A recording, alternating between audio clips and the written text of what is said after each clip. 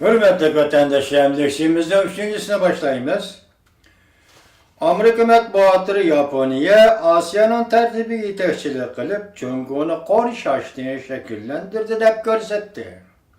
Mavzulu haber, 4. ayının 1. gün Dovi Torbeti ilan kılındı.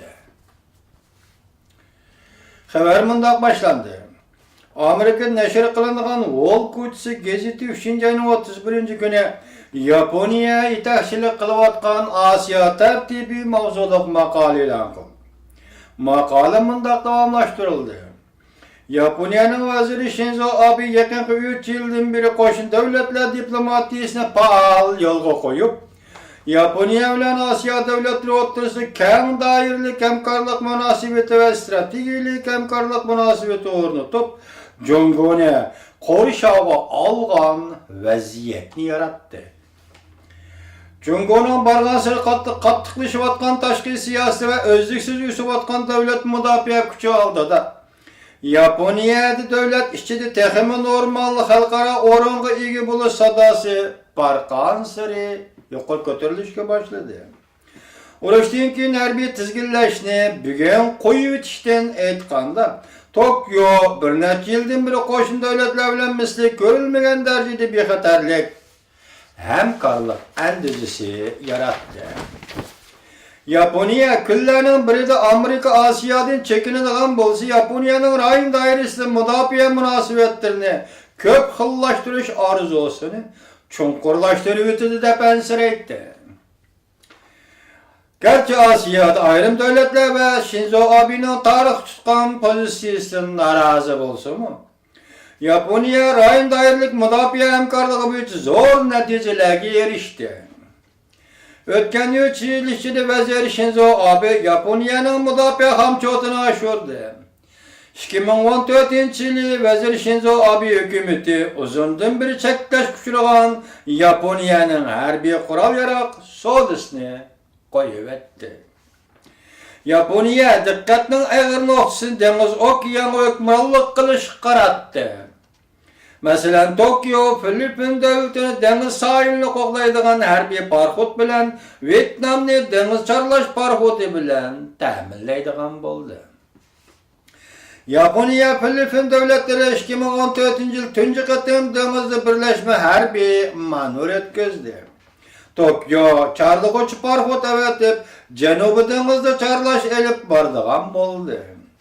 Yaponiya'nın bu hareketi Filipin bilen Vietnam'ın karşı ilişkiye erişti. Ötken yılı Yaponiya yani Amerika Endonezya bilen birlikte Malabar Arlı'da deniz harbiy manevriga birlikte katlaştı.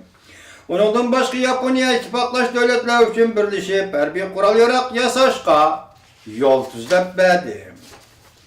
Yeni Dehli bilen Tokyo muşu paytda Yaponiya'dan Hindistan'dan deniz qonalaydigan aeroplan setip edilishini muzokiralashyotidir. Haberlarga asoslangan Yaponiya'nın müdafiə vazarati Malayziya ve Endonezya bilen birlikte harbiy kural yarak ötünüp beriş ve birleşip harbiy kural yarak ishlab chiqarish mümkünligini o'ylashyaptilar. Yaponiya bilen nurg'ulg'an Hind okyan ve Tinch okyan devletleri stratejilik hemkarlık münasibeti kelişimi imzaladı. Yaponiya'nın vaziri Shinzo Abe bilen Hindistan'ın vaziri Modi efendi ötken yıl 9. ayda koş taraflik stratejilik münasibet ve yerşar karakterlik hemkarlık münasibeti ornattı.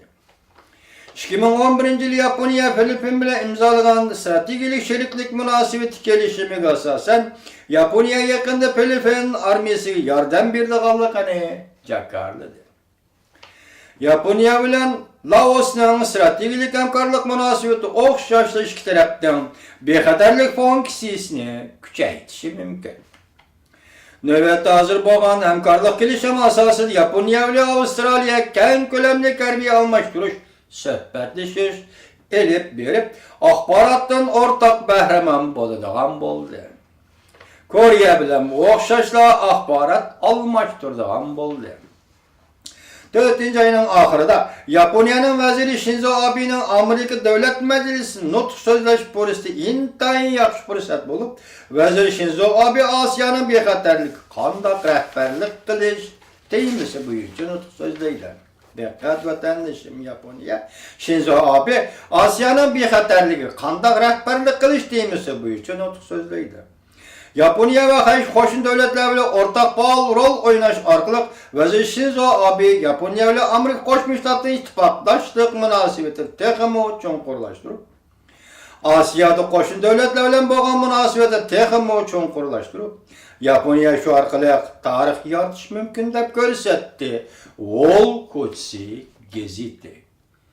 Demek Yaponiya Asiyada canlanıvatıdı. Asiyadaki devletlerinin münasebeti özgürlüş buluvatıdı. Asiyada tertip meselesi o'ttirg'i chiqyapti ve bununla Asiya tertibi Yaponiya'nın rehberlik qilishi o'ttirg'i chiqyapti.